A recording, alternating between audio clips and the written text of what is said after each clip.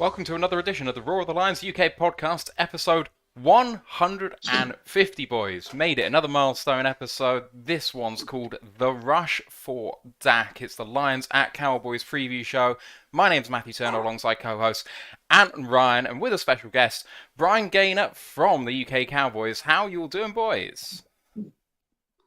How are we doing, gentlemen? It is a pleasure to join you and on a milestone event as well. You know, I'm loving the title of the show. I'm going to have to share this with the guys for for a bit of banter over the next 48 hours. How are you boys doing? I'm severely caffeinated. This is my second double latte. Oh God, we're in for one, lads. Get ready for a rant from Ryan at some point in the show. How are you doing, Ant? It was a long college show.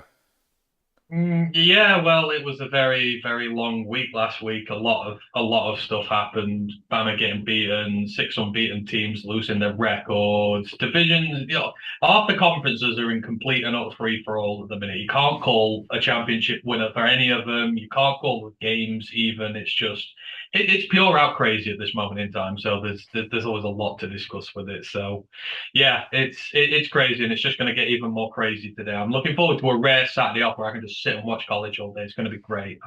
These are the best days. Cracking weekend of football is coming up, and if you want to hear more about college, last week's college and the games coming up today, you'll have to go and listen to the College Football Podcast on our YouTube channel right now. Just aired a moment ago. Don't forget as well to join our Discord channel, like and sub the show and all that good stuff. Download Lions Nation Unite, the app by Herman Moore, to bring together all the best in Lions content creators. And we're a Twitch affiliate. If you have a Amazon Prime subscription and you don't use Twitch, you have a free Twitch Prime sub.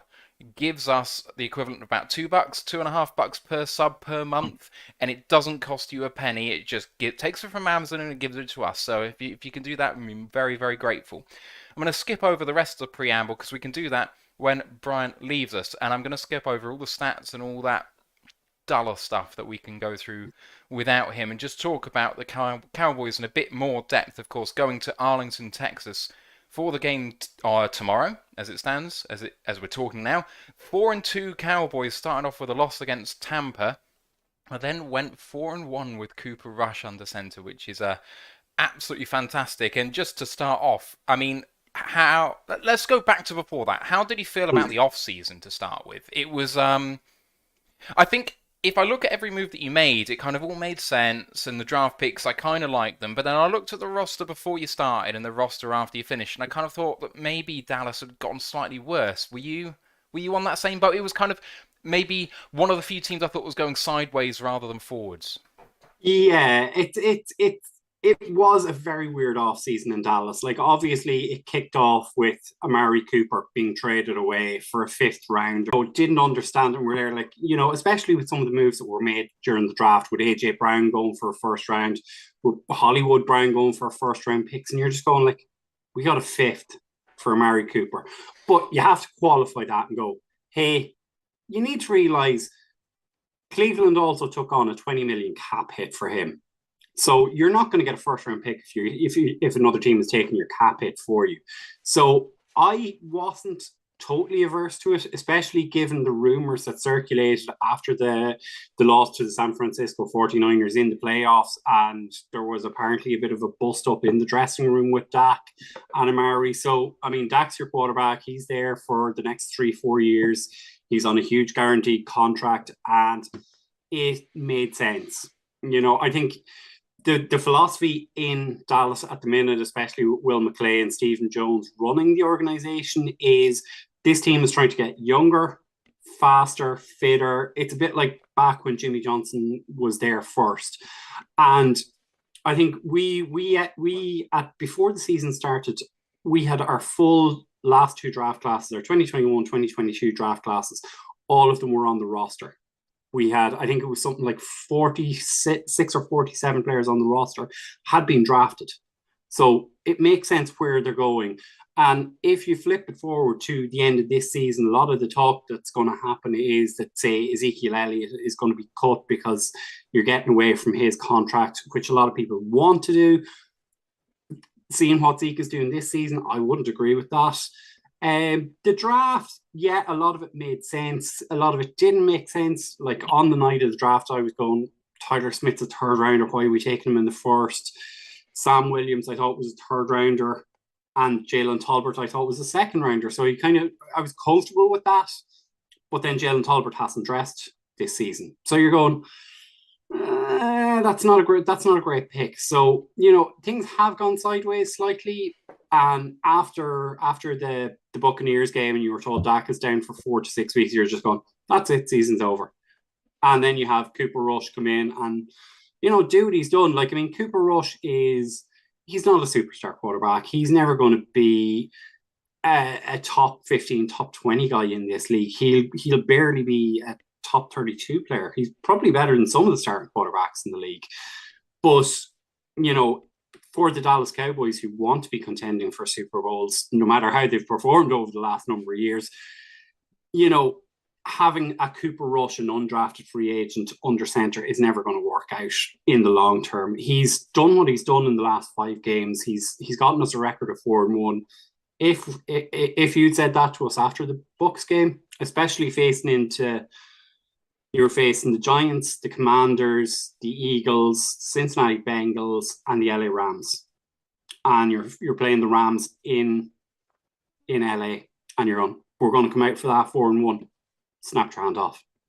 Absolutely. I mean, I think if I told you that you were going to go 2-3, beating the Giants and Washington and losing to Cincinnati, the Rams, and Philadelphia with no starting quarterback, that you'd probably go, yeah, sounds about right. So, I mean, but the thing is, you watch those games, and I was about to say overachievement, therefore, from expectation, and it is from expectation, but you look at how you've won those games, and you've dominated up front, especially led by Micah Parsons, but, some other guys are having some bounce-back years. That defense... So I was going to talk about Dak and how last year he was keeping you in games where you were kind of just getting blown away, and he kept bringing you back from like impossible positions to kind of lose narrowly, and thinking, well, this defense doesn't look like it's getting better, so how's Dak going to do it? And then Dak goes down, and you're like, oh wow, this is going to go really, really badly. But your defense has rebounded so spectacularly, and I guess one of the biggest guys for that is Leighton Van Der Esch, who I thought was going to be all at sea and wasn't convinced he was going to be coming back. You do bring him back, and he's really started well this year. He has really started well, but the concern with Leighton always is the injury profiles. Will he take a chip? Will he take a knock at some stage in the season? And you're going, we can't count on him again, because Leighton is great for maybe 10 games, 12 max. But at some stage he's going to get an injury and he's going to put you out. And then you're looking and going, effectively, we've we've Micah Parsons, we've Anthony Barr, and then we've a couple of untested guys in, Damone Clark, who might be back for tomorrow, Jabril Cox, and you're looking and going, it's not great, and it might be something we will look at in the draft this year again, is maybe drafting another linebacker quite high. A guy out of my eye on already is Noah Sewell. Hands off. Yeah, we need a star linebacker ourselves. So you're in this position. So here's the big question that kind of everyone is going to boil things down to.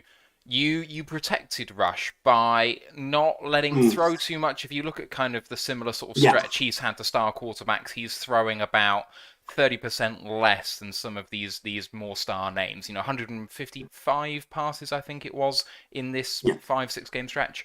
So you've run the ball a lot, and when you have passed the ball, some of it has been play action, short of passes, not letting him throw too much down the field. But he's operated that really well. Yeah. Dak coming back now, and the obviously episode title was a pun, but it is a genuine question. Is not Dak being rushed back? Because we've been told he's healthy, but with this sort of thumb, and we saw what happened in Seattle last year with Russell Wilson and a similar sort of injury, do you expect the game plan to change massively between the two quarterbacks, considering he's just coming back from injury? I don't, because here's the thing, and you kind of alluded to it there earlier in terms of the draft. Our draft class this year, a lot of the offensive players we took were for the run game purposes. So Tyler Smith, big, mean, run blocking type offensive lineman. Jake Ferguson, Big Ten tight end, loves to play in line as a tight end as a blocking tight end. And the game plan was, and again, coming out of the 49ers game, was we're not running the ball effectively, we're not running it well. And if you look at, as you say, through the Cooper Rush games, the Cowboys from that draft was that we're going to start controlling the games with the run. We're going to start the game and establish ourselves, build it in the trenches, build out from there. Like if you look at both sides of the ball for us, our defensive line, our offensive line are where everything is coming from. And that's kind of the way I can see it going tomorrow. Because you don't want to say to Dak tomorrow, right, Dak, you have to throw the ball for 400 yards. Because if he's throwing for 400 yards, you know the Lions are up at 28, 35 points. Questions, lads, that occur at this point? I'm just curious as to ask how the Sam Williams experiment is going on there. The Dallas love drafting their bad boys coming out of college, and he had a lot of misdemeanors while he was at Ole Miss. Great player, but I've not really heard much about him so far. How's the project going with him? I think Sam Williams is going to be a 2 or 3 year project for them. It's the unfortunate thing. Every year, the Dallas Cowboys risk it in the second round. They always risk it on a guy with high potential upside. You had Jalen Smith in 2016. You had Sean Lee in 2010. Sam Williams this year. Kelvin Joseph last year. And I'm trying to think. There was someone else. Connor Williams a couple of years ago. I think it's 2017, 2018. They always project a guy there. You can almost bank on the Cowboys doing that. And Sam Williams, I wasn't comfortable with the pick, but he's getting in spots and he's affecting the passer. He's starting to he is, at the moment, I think in the offseason we saw it, he has one move, but by God, he is able to do that move so well. And that's great, but you're playing NFL linemen now. You have to have a bag of tricks. It's not a case of one move and everybody is going to fall for it. They're not. They study the film, they can see it. So he's going to have to learn over the next 18 months. And maybe coming into his third season, you're going, right, does the light flick on? Because if you look at last year, everyone was questioning the Trayvon Diggs pick in the second round for 2020. And suddenly Trayvon Diggs went to a Pro Bowl, had 11 interceptions in the season, and you're going, right, okay, now I see what they were doing. So it's just maybe giving Sam Williams that bit of adjustment and time to do it. And look, I think if you look at our last couple of drafts, they have picked a lot of guys with character issues. Like they picked Sam Williams, they picked Kelvin Joseph, Josh Ball, very huge character concerns around him. Micah Parsons had character concerns around him as well. So a lot of teams going into that draft were going, I'm not sure about Micah Parsons, and Cowboys benefited. Anything, Ryan, that you want to ask at this point? I'm just curious. What do you think of the New York Giants? Are they legit? Are they a gimmick? Are they for real? I don't think they're for real. I don't, because I don't think they trust themselves. Obviously, they haven't extended Danny Dimes for his 5th year. So who's going to be their quarterback next year? Saquon Barkley is Saquon Barkley. He could be the best running back in the league, but will he be injured or not? And I don't think I think they bet the Commanders, and then we handled them quite easily. I think it was at MetLife we played them, and they still have to go to Philadelphia. When they've gone through their full slate of the NFC East, I'll be able to tell you if they're legit or not. But I just don't see it because they haven't backed Danny Dimes. And their draft class hasn't been great. Like Andrew Thomas, who they drafted last year, is serviceable. Evan Neal, who they drafted this year, has not had a good start to the season. And that would concern me. As if I was a fan of theirs, that would concern me. As a fan of the Cowboys, obviously, I'm going, right, I know where I'm lining Micah Parsons up, or where I'm lining up Dorrance Armstrong or DeMarcus Lawrence, and going, right, you take him. No, I agree. Like I say, no Sterling Shepard, Kadarius Toney. he's going to wind up probably in jail one day. He is just he's got character concerns. He's a total bust. Kenny Golladay, he's the most expensive paperweight in the NFL because he's useless. The Giants are too good and they don't have a quarterback next year. They're playing too well. Their whole scheme is totally off, isn't it? So I agree. I think the Eagles, for me, I think are a Super Bowl contender, but I don't know. The NFC East is fascinating. Carson Wentz is Carson Wentz, and like you say, he's just a total liability. Yeah. Like, I mean, there's a reason Wentz bounced from the Eagles over to Indianapolis, where he went to Frank Reich, who was his quarterback's coach at the Eagles. And Reich said after a year, yeah, I'm done. And he was replaced by Matt Ryan. And no disrespect to Matt Ryan, he was a former MVP, but he's on the downslide. And Carson Wentz was moved on to bring in Matt Ryan. So I never got the hype. I remember listening to all the Cowboys podcasts going into that 2016 draft. And obviously the hype was that it was going to be Jared Goff and Carson Wentz. Obviously, Goff is with you guys now, and Wentz is on his third team. Out of the quarterbacks in that draft class, the only quarterback who's still with his team is Dak Prescott. Moving back to Dallas, and without getting into this game just yet, I'll come on to that in a second, but looking at the future of the Cowboys this season, you have the entire NFC North in a row in the next 4 games, which is a really bonkers way to do the schedule, but there you go. 2 home games against the Lions and Bears, then away against the Packers and Vikings. You've also got the entire AFC South to play, and then you've got 1 game in division left to play, which is not the hardest division in football. I know that the stats may say at the moment that it is a high-achieving division, but I still think it's perhaps not one of the best. So you have a look at the state of the NFC North right now, not the best. The Vikings are at the top of it, but I think flattering to deceive a little bit, and the Packers are not the team they once were. Yeah. What is your end of season prediction for you guys at the moment? What do you think you might have in terms of wins? Because even though you lost to the Eagles in the last game, you're still going to be fighting up there, right? Yeah. Like look, coming out of that Eagles game and coming out of a 20-0 halftime, deficit, to come back to finish up 26-17 was a great result. There's no one in Cowboys Nation is disappointed about how that game. Yes, it absolutely sucks to lose to your bitterest rival, but most people are there like, look, we handled that. And a lot of the Twitter talk was, oh well, Lane Johnson went down and we missed him in the second half and we would have beaten you by so much more. And I'm like, well, hold on, we had Dak Prescott missing, we had Tyron Smith missing. We had our tight end Dalton Schultz missing. You had 1 lineman. We had 3 starters. So if you put those 3 guys in, and look, if they were fully fit, ifs and buts and nuts and all that kind of stuff. But I mean, projecting it forward, like the NFC North, I would hope that we would come away with a 3-1 record there, a 3-1 record against the AFC South, and then if you finish 2-1.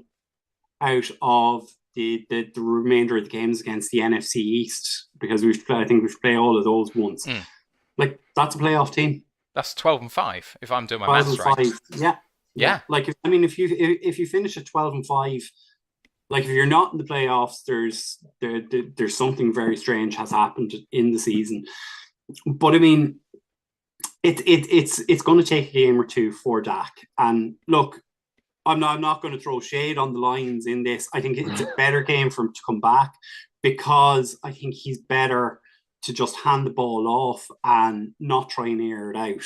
Look, like the Lions have a lot of good players on that team, and this is a trap game for us. I'm not going to lie. It's built into a trap game because Dak's in his first game back. We don't know how he's going to react. We don't know how he's going to be able to throw the ball. And let's be honest, the Lions have started games very, very, very fast this year. You've put up a lot of points in quick succession, and it's closing out the game has been the issue. But at some point, the light's going to turn on.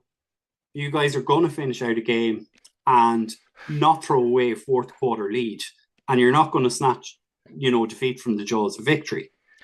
We'll take your word for that. It could happen tomorrow. It could happen tomorrow.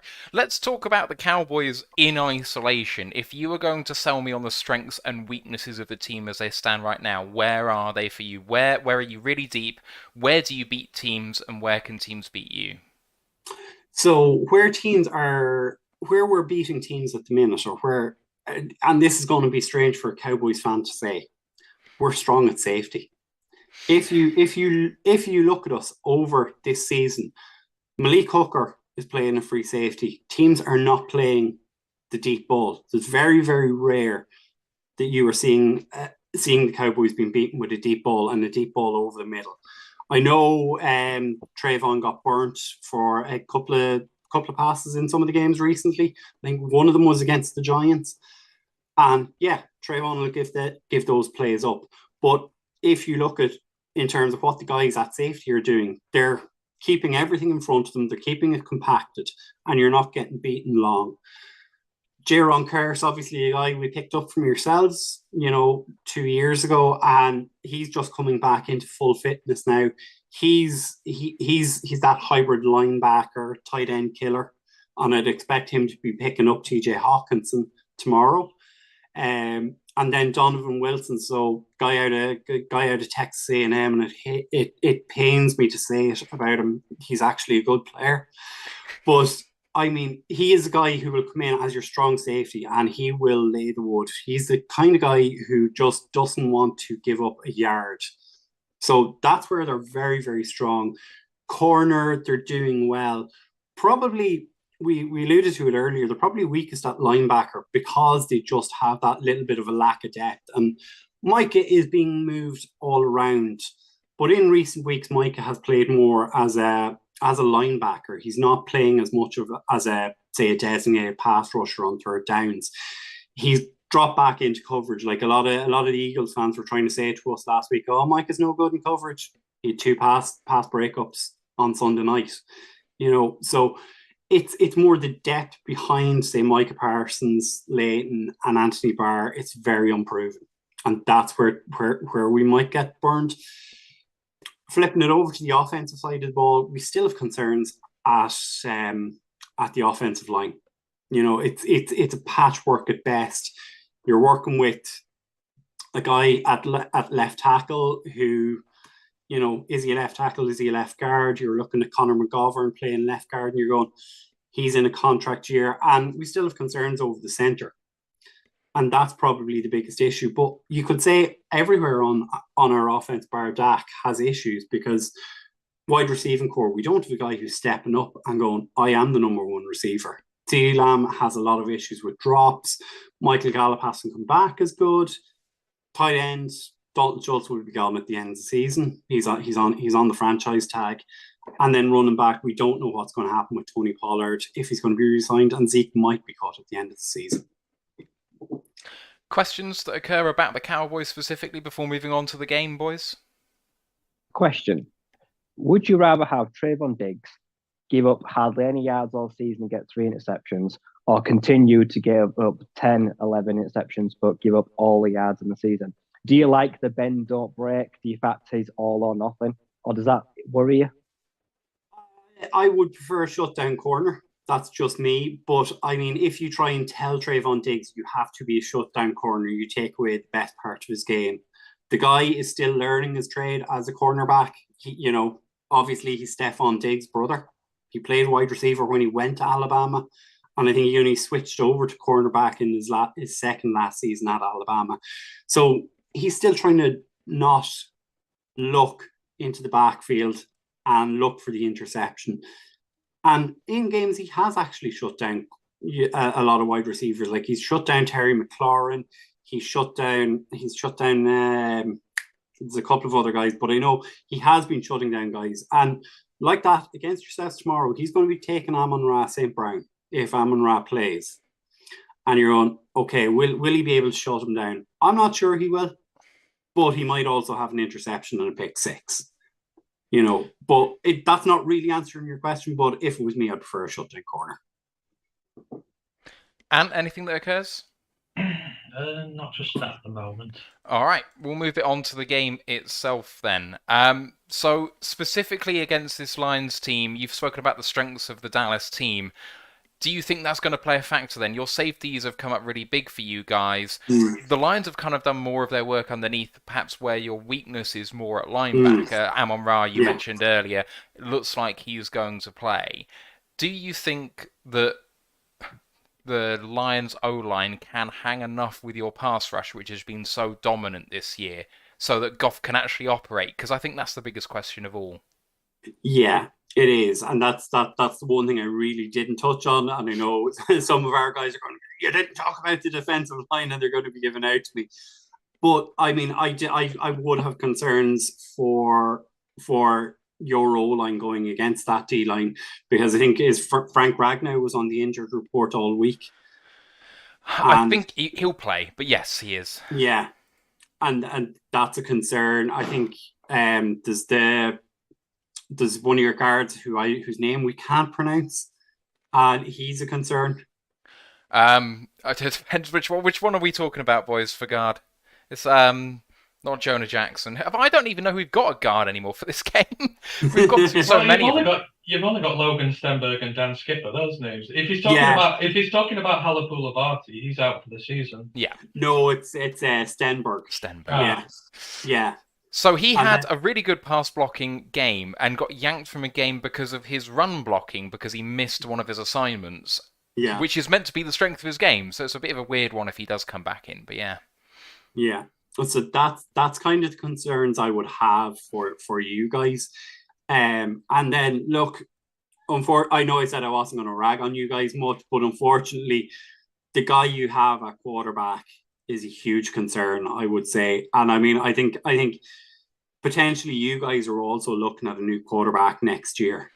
I would say you're kind of looking and going, will we be in the range for CJ Stroud or for Bryce Young coming out, or Jesus, who's the other hawk prospect at the minute that's flying up the boards? Hendon Hooker. Hendon Hooker. Yeah, Hendon Hooker is flying up the boards. You know, will we be in the range to be picking one of those three guys? Yes, probably. Probably. But we'll see. So even though we scored lots of points, you're not buying into the Goff revival? No. No, that's fair enough. I don't blame you. I think a lot of people in Lionstown are kind of doubting that as well. Okay, so we've talked about the matchup very briefly, but is there anything about the Lions? So Rob, one of our guys on our WhatsApp chat, who's a fan, has just asked, who or what specifically about the Lions do you feel will be the biggest problem for you? So, you know, it sounds like you're pretty bullish on your chances in this game, but where can we hurt you? Where I can imagine you're going to hurt us tomorrow is the matchup of the rookies. Aiden Hutchinson against Tyler Smith. I can imagine Aiden Hutchinson possibly having a 2-sack game tomorrow.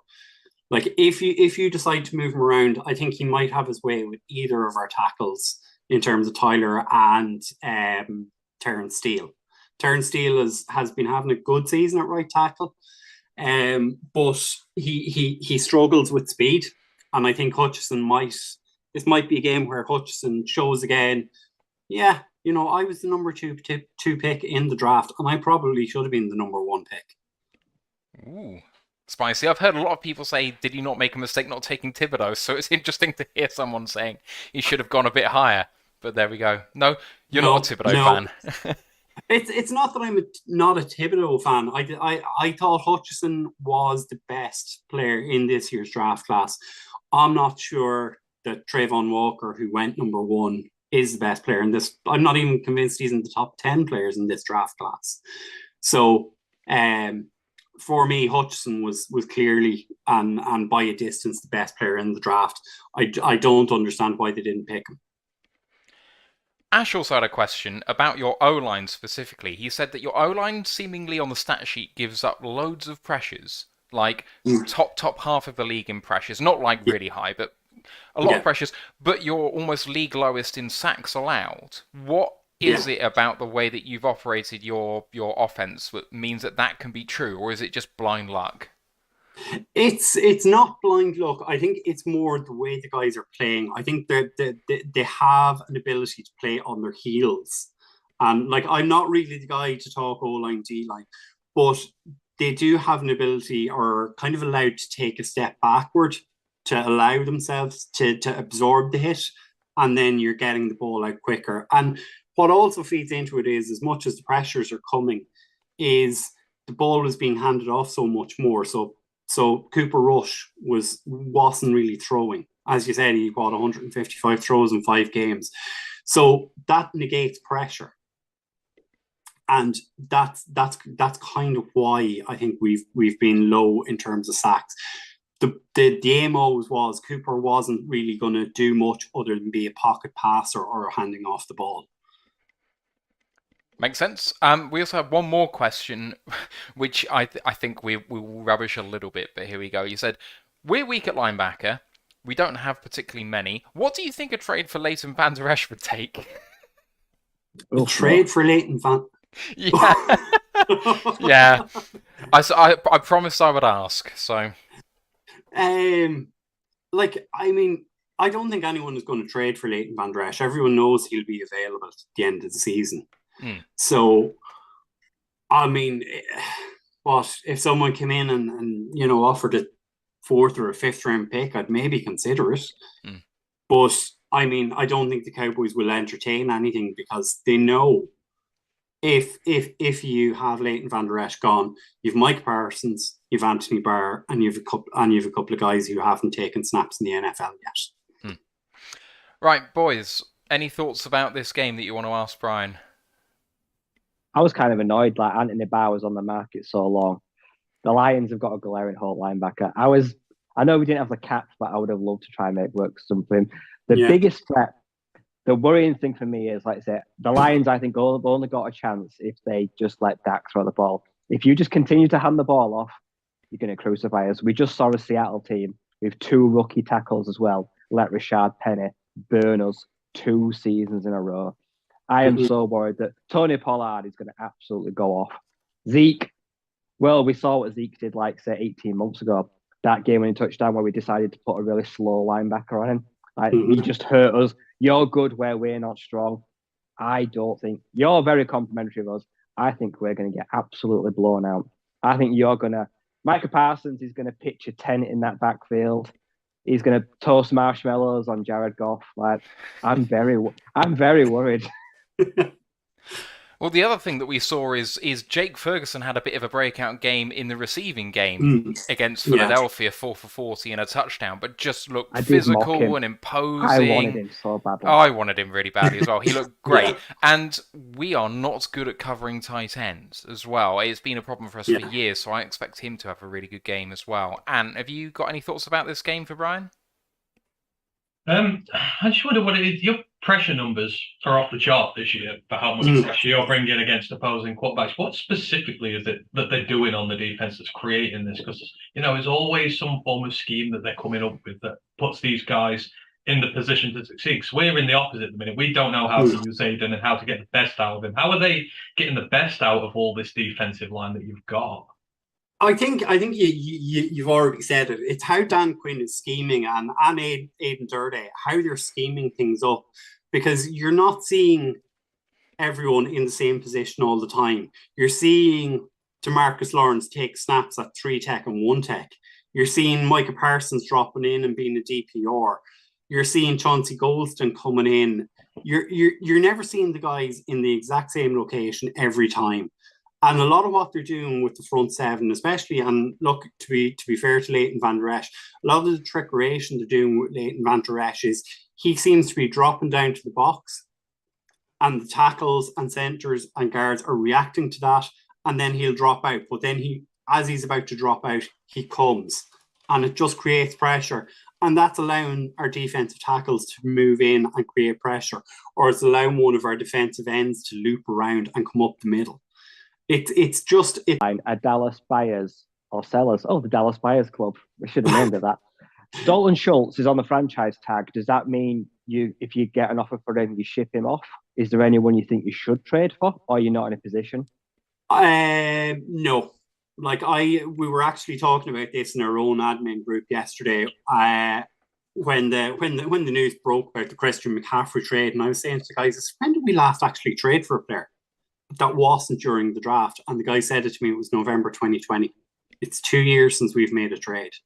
And it was Eli Anku, a defensive tackle that we brought over from the Texans. And I just don't see us doing it. I think Stephen and Will McClay, the way they're running things now, they want every draft pick they have. They don't want to give a draft pick up at all. Like for me, what I wanted all off season was for them to get aggressive, because I thought they were in a 2-year window, and I wanted them to get aggressive and go after Quentin Nelson, get Quentin Nelson in, and shore up the offensive line.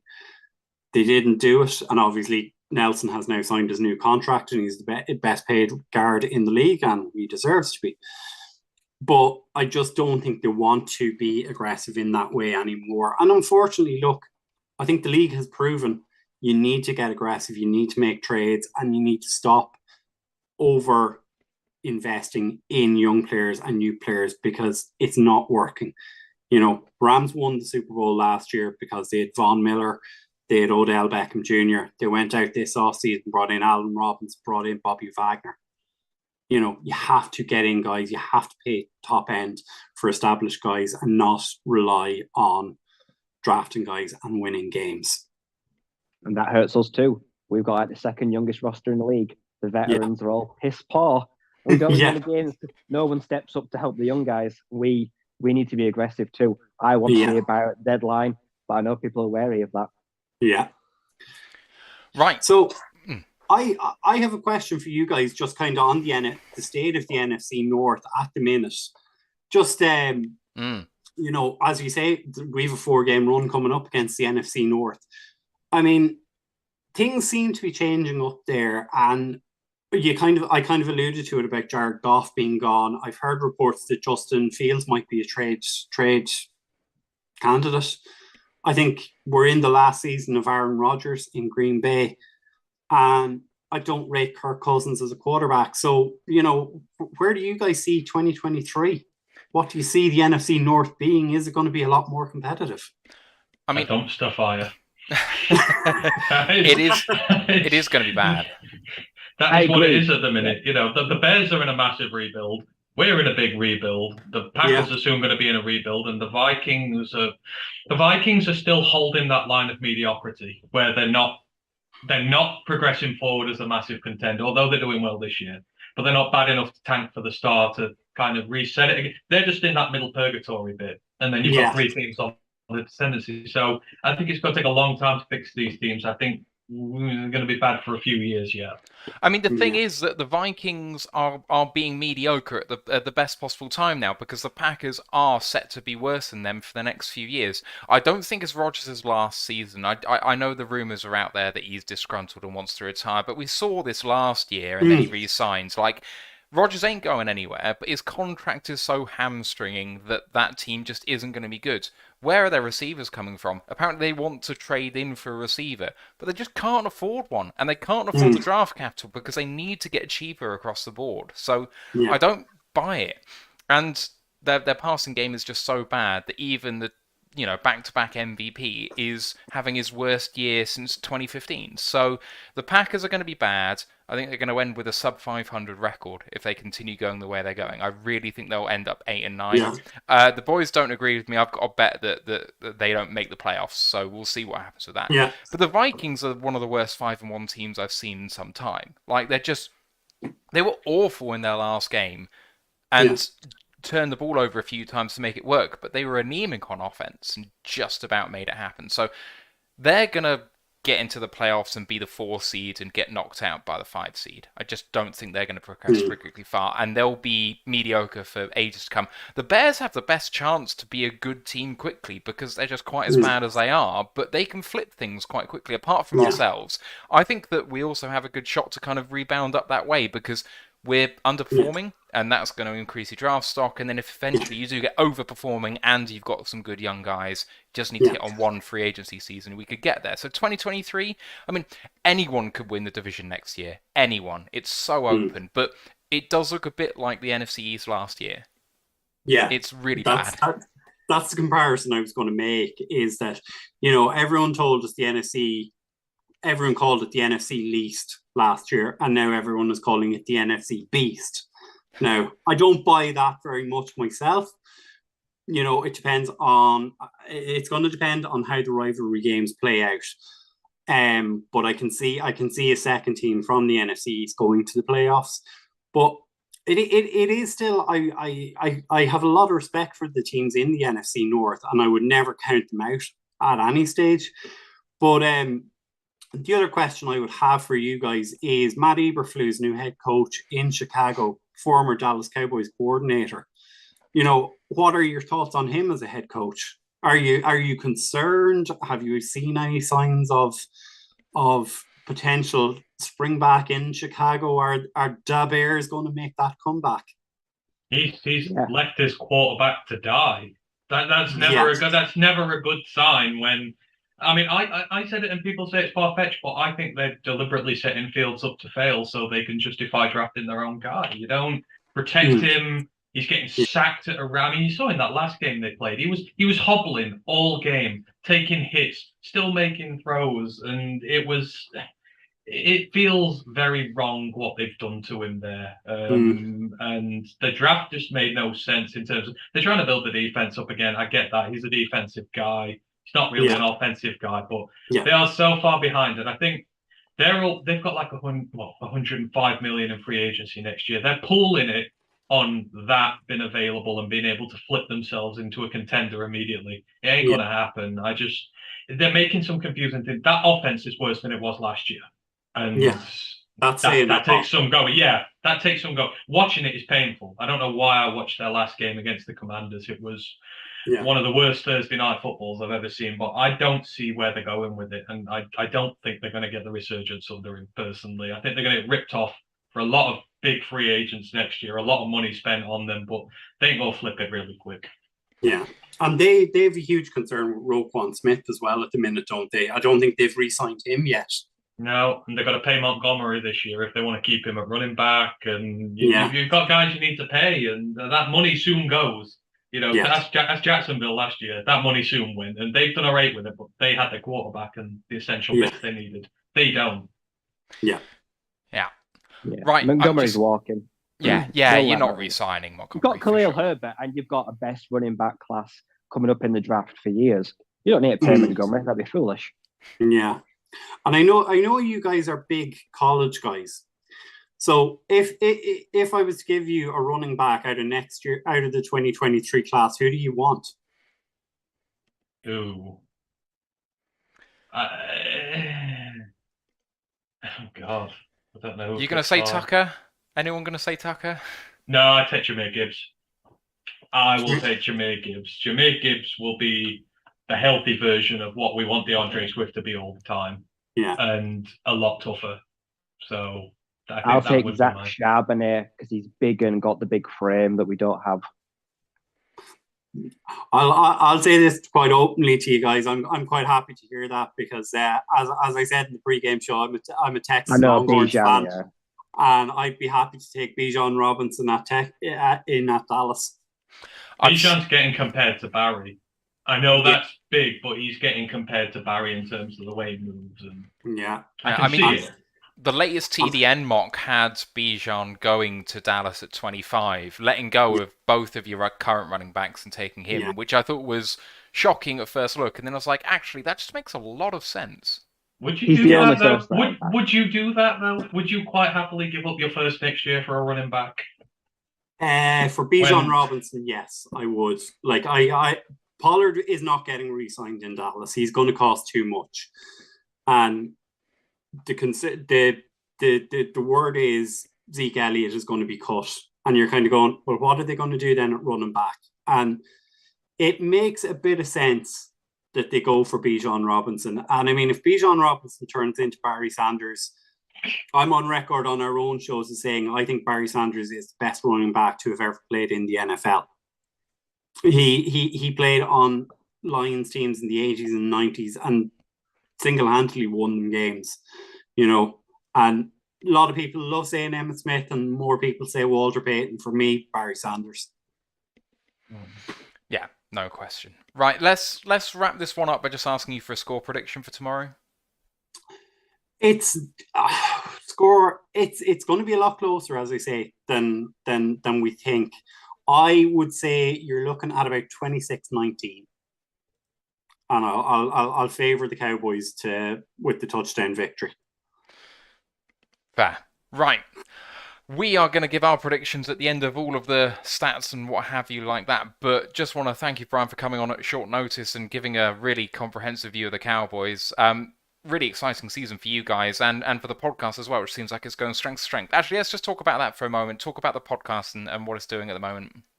So, look, our podcast goes out twice a week. We do a pre and a post game show, and once the season finishes, we'll be doing our own draft coverage and once a week, and like we've been doing it for 4 years. We haven't been able to get lined up with you guys because we do our own draft day shows as well. We've managed to get on Stephen Jones. We've managed to get on Will McClay onto the podcast on draft day, which has been absolutely stunning that they were willing to give us that level of access. And it's grown from strength to strength, and it's great to have it. And I mean, I think it's a great thing with ourselves, with all of us here in the UK and Ireland, is the volume of content that we're all putting out and the respect that we're getting from podcasters and media teams over in the US. Rob Phillips, one of the members of the Dallas media team, left during the week, and we were all sent messages out to him, and he was there. Thanks for everything you guys do. And we're there like, Rob, we don't do that. And he said, no. He said, like, we love coming on with you because you guys talk sense. You've great knowledge, you've great insight into the game, and I think it's to everyone's credit here in the UK and Ireland, the work they do and the work they put in behind the scenes. So that's a really nice compliment from some big people. Yeah, do go and check out the UK Cowboys. I'm sure you guys are talking about this game. I already have an episode out, I would imagine, about this game. Yeah, we did our pre-game show there on Thursday evening. So, like yourselves, we're on the streaming services on YouTube and Facebook. So you'll be able to pick us up there. Fantastic. Thanks very much, Brian. We'll see you Thanks, probably around draft time. Cheers. Pleasure as always, gents. And as I say, we'll talk to you over the next 36 hours. Good luck. See you soon. All right. Goodbye. Yeah, take care. Right. Thanks. All right. Our thanks to Brian. We're going to go through the news now and then just quickly look at this game in terms of the stats and the betting and the injury report and all of that good stuff. Just with the news at the top now of the show as we continue. MCDC says he's going to try and change practices to help prevent more injuries. Be nice if we could have done that a few weeks ago, boys. Is there a larger question to ask about strength and conditioning? It is getting to the point now where it doesn't feel like it's bad luck. Yeah, Absolutely. Massive questions. Big questions. Right. There we go. Let's have a look into that a bit more. What can we do about that? There's nothing we can do about that apart from hope. Hope beyond hope. Jason Kabinda has been named the NFLPA Community MVP for Week 7. He visited 2 schools last week, focusing on learning through STEM and literacy programs. He's visited a total of 6 schools this year, and he plans to do a virtual meet and greet with 100 schools in the Detroit area, giving students a chance to ask questions and win prizes such as Lions tickets. Why would you curse them with that? As part of the award to Jason for this, $10,000 goes to a charity of his choice, which is really great to have a guy who was our Walter Payton Man of the Year nominee last year, and he continues to be a big player in the community, guys. We've got a good one. Yeah, we got a good one. Like I say, off the field, I respect everything he does. Like you say, he's a great ambassador. He carries the flag for him. I'm not going to talk about him on the field because people know how I feel, like I say. But yeah, I respect him. I know Madeline Miller that works for Wood the network, she went and photographed, went with him, seeing all the schools. It's all over Instagram, and he's a really good vocal ambassador. He gets to them, speaks to them on a level, and he's willing to give up all his time. Some people, when they're injured and IR, just sit at home, play video games. They don't do anything to help their community. They don't do anything to help the team. But he has gone out there. He will never rest on his laurels, and he will try do everything he can to keep himself busy and make an impact off the field while he can. And there's just levels to the game of people when they're injured. There's guys out there that say that don't do anything, and like him, he's going for rehab, but he's also trying to make a difference. And that was why he was the Walter mate and also a nominee for our team as well. Amani Oruwariye is taking his benching in stride. In an interview, he said that it was deserved and that he wasn't playing well enough, and he's just focusing on getting better in training and putting in the reps so he can get back in the team. So that's really interesting to hear, because I have to say I expected a different reaction from him. What do you think, boys? I'm just tired of hearing them say they're going to put it in training and not doing it on the pitch. So yeah. Yeah, words don't mean nothing anymore. It's what happens on the pitch. If he's going to come back and play well, then fine. But I don't care if he's putting in the effort and he carries on being the same old disappointment on the field. You've got to go out there and prove it. This whole team has to go out there and prove it now. They lost their pride last time, and they've got to go out and get it back. And yeah, I'm tired of words now at this point. They mean nothing. Ash, the special correspondent, is coming through with breaking news from Ian Rappaport. The Lions punter Jack Fox has signed a 3-year extension, which makes him the highest paid punter in the NFL. $3.775 million a year with $7.5 million guaranteed. He would have been a restricted free agent after this year, but his good performance being rewarded by the team. He's repped by Athletes First, who rep the 2 highest paid punters in the NFL, so they're getting their stuff done for their guys. We are hanging on to a guy that, for all the good that he does, we barely use. I say, it's just a waste of money. Why the hell are we paying him all that to not punt? I mean, I'm fed up of talking about a punter as our best player. Bad teams do that. It's just yay, whatever. I'm sorry. I'm not a bad one today. I'm just great. We've kept him. We've got a good punter. Now let's go out and get an actual good team and win some games. That's where I'm at the minute. I'm tired of this sort of stuff. This is what Tim Pot is called over here. So yeah, we've signed the punter. Great. I don't know why we're paying him anything. Where's the money coming from? Yeah, I don't really understand. We had no cap. Yeah, and now we're gonna, we've got marginal cap next season, and we've just wasted cap now on a punter. Yay. I will presume that the contract probably kicks in after this season finishes, so we'll see how this. Yeah, but that's what I mean. Next year we don't have much either, so this is valuable resources going elsewhere. We don't have a lot of money knocking round. So why didn't we just pay Sam Martin? Yeah, we could have just paid him a lot less than that. Yeah, I do prefer Sam Fox over. He was just Jack as Fox good over Sam Martin. But there we go. Time, the thing is, if you're not going to utilize Jack Fox as a punter and use him as a weapon on your team, then why pay him? We're not utilizing him as a weapon. There's been loads of chances in the last few weeks where we could have used him to pin someone right in their own end zone, put the pressure on, get the ball back, get advantageous field position. We don't use it. We don't do it. So why are we wasting a load of money doing it? Is this a message that we're not going to go for every 4th down tomorrow? We're going to punt? You bloody hope so. If we go for every 4th down tomorrow and don't punt, then we'll be a laughing stock. Yeah, we are anyhow. We celebrate our punter as one of our best players. That's laughing stock enough as it is. So, yeah, there we go. Right, last bit of news. Dave Phipp gave his thoughts on the kicker mess. We've had 10 kickers in X number of years since Prater left. And he was asked about what the hell's going on and why. And he gave a 4-minute answer which went into great detail who and what and when and why and how. And I'm not going to recant all of those thoughts here, but it is really interesting to read the full transcript because you go through it, it sounds ridiculous for the headline, and then you look at every decision they made, and it all just makes sense. He says, if I go back in time, I still believe that we made the right decision at every point in the process with the available information that we had, and it's unfortunate that we end up here, but that is just how the rub of the green goes sometimes. And I don't know if you guys agree, disagree. Kickers are a bit different to punters, I guess, because kickers are putting points on the board and really do make a difference to whether your team wins or loses at the end of the day. So, do you see it the same way that he does? 800 words of utter bullshit and drivel. Didn't interest me whatsoever. Yeah, I don't give a shit what Dave Fifth has to say. Like I say, it don't mean anything. It's just excuses. Yeah, you can tie it up in a little bow, but you can't polish a turd. His words are meaningless. We're still no better at the position than we were now. We were then. We don't want excuses. We want action. So go out and do something about it. Rodrigo Blankenship's just made 2 field goals, like I say, and we could have picked him up. Just another guy we've passed on. Probably brought in some other scrub from a bowling alley that probably won't even get a chance to kick. The position is just a fucking mess.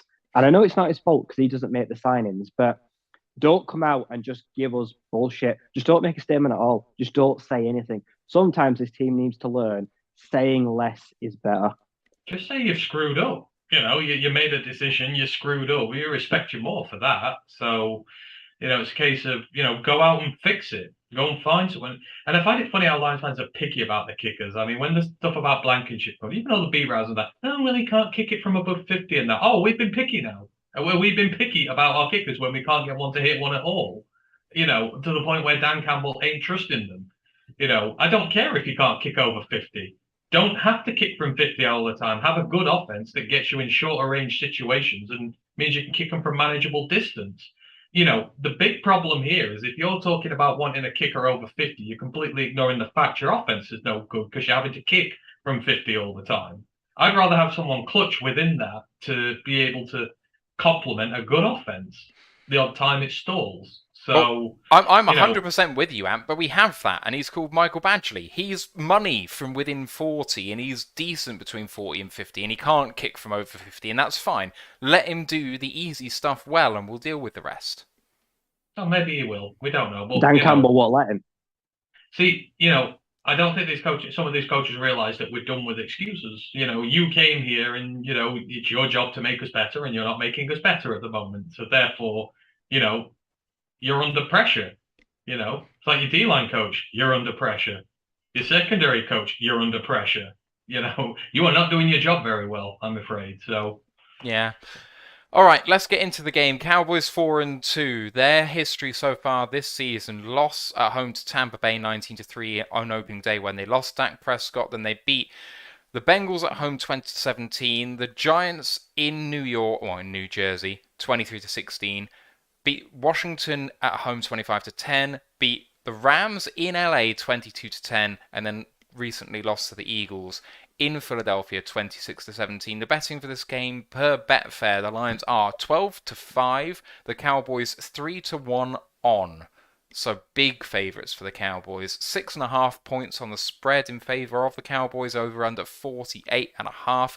On the injury report, a lot to report for the Lions. DJ Chark, Charles Harris, Ifeatu Melifonwu, Matt Nelson and Bobby Price are all out. Limited in practice and questionable linebacker Chris Board, defensive end John Kaminsky, although he will play, we're told, cornerback Will Harris, and wide receiver Josh Reynolds, who did not practice all week until Friday, so he's, I think, a bit more borderline. Guys on the report but with no designation and will play: DeAndre Swift, Taylor Deckert, Frank Ragnow, and Amon-Ra St. Brown. Almost nothing to speak of in terms of Dallas and injuries. They have all guys that have designations of unspecified, which means they're playing. So that's Quinton Bohanna, Neville Gallimore, Devon Harper, CeeDee Lamb, Jason Peters, Dak Prescott, and Dalton Schultz. The only person who is on their report and out is Matt Waletzko. And then on IR, they've got a couple of guys as well. The tackle Tyron Smith went down early this season, the edge Terrell Basham, and wide receiver James Washington. As I said, Kaminsky is back, but Aaron Glenn has also revealed that Josh Pascal will be activated for this game, which is really, really promising, but also that Kaminsky is going to be playing with a bandage or a club for the rest of the season, which, you know, he did really well in game 2. Our defensive line looked a lot better with John Kaminsky on it, but is it not a bit concerning that he's going to have to play with a club for the rest of the season? That's surely got to hamper you a bit. And it's his first game back. How high can our hopes really be for him? It's more concerning. It's It's more concerning that he's second in the team on pressures and he's been injured the last month.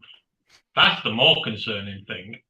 But he just waiver wire pickup who seems to have done more for us than all our big draft picks and anyone else combined. It's, again, embarrassing. I mean, let's go down the injury list. Right, DJ Chark. I had such high hopes from the preseason. Lucky thing, it's a 1-year deal because it's busted. Like I said, he's going to have very little impact at the end of the season when he moves on. Melifonwu, how's he hurt? What's he done? How's he got hurt? He didn't play and he didn't take many snaps in the last game. I've got a very worrying, like I say, we're not going to find a position for him.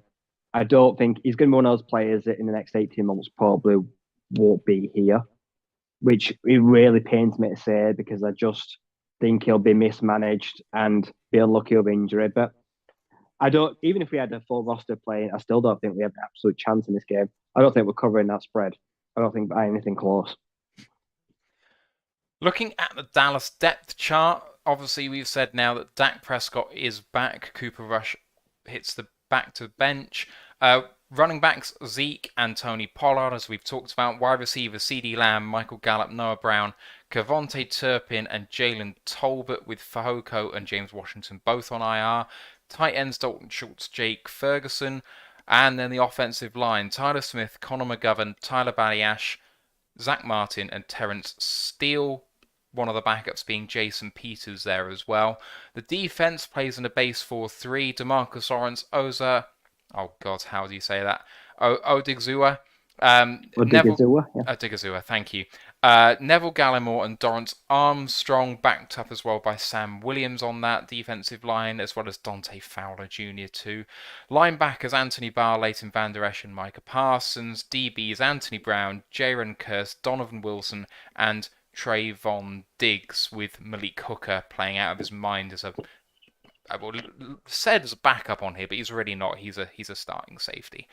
Special teams, they have Brett Mayer and Brian Anger as their kicker-punter combination. It's a team that kind of, we were saying to Brian earlier, that it seemed to kind of move sideways, and that defense played really poorly last year. But it's taken a big leap, boys, and they have suffocated teams with that defensive line. Yeah, they've got so much in terms of pressure this year. They're at 143 pressures on the year. Compared to us, we're at 80. You know, they are bringing the heat. They're mixing their schemes up. They're confusing offensive lines, and they're, you say, hitting the quarterbacks. They've got over 3 times more sacks than what we've got. They've got like 12 more hits than we've got. They've got a boatload more pressure in there, and you say it's trench warfare at its finest for them on the defensive side. It's winning them games.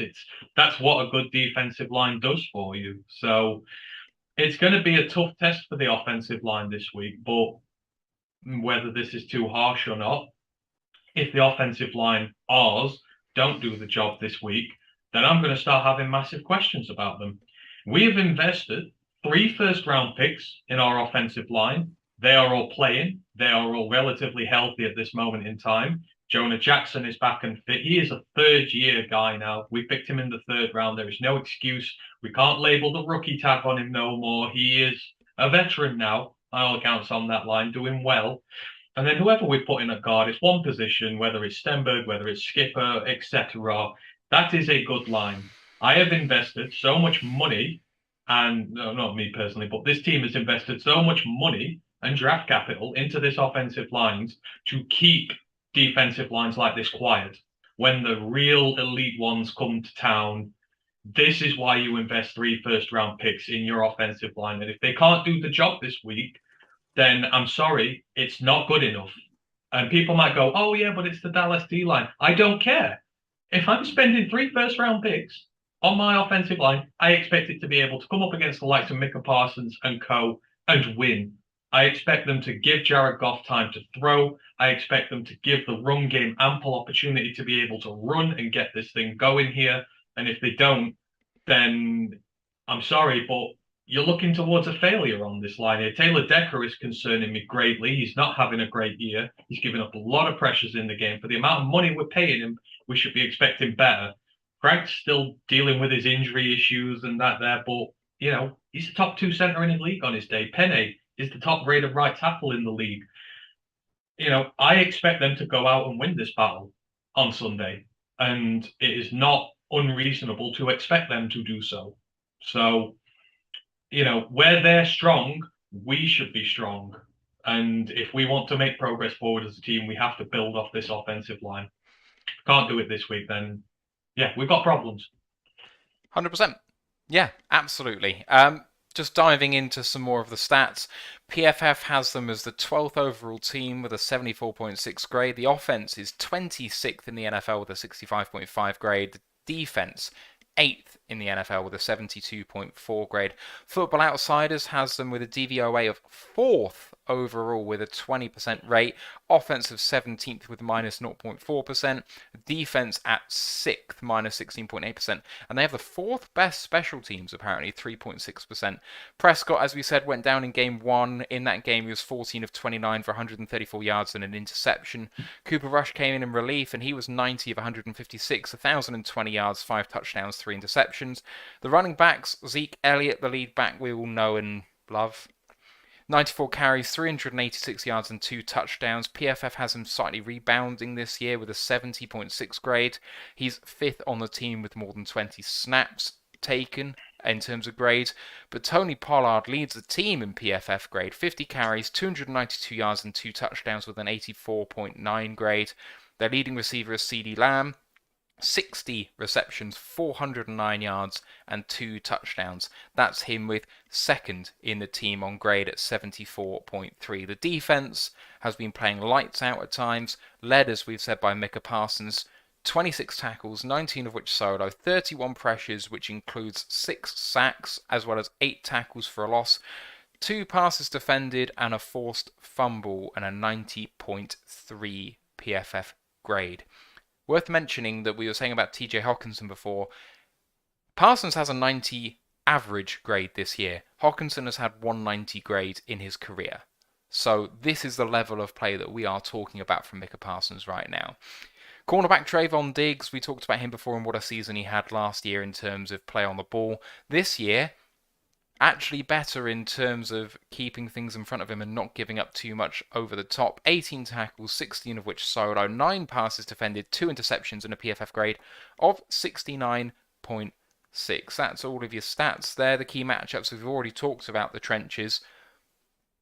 Can our linebackers and our defensive line, our front 7, hang with their O-line, which the interior has not been great, but the tackles have been very good, and this running core? Because despite their D-line, their offensive line, those running backs have been getting production.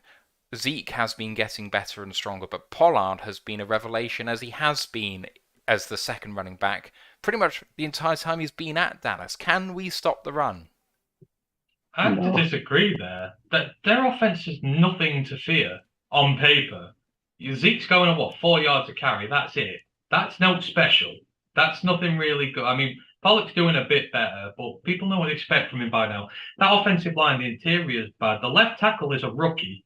He's given up, 6 sacks and quarterback hits this year. He's vulnerable and should be made to feel as such. It's not a good offensive line. It's got 2 bog standard running backs in there, one who can be good every now and then, and you've got a quarterback who's coming off injury.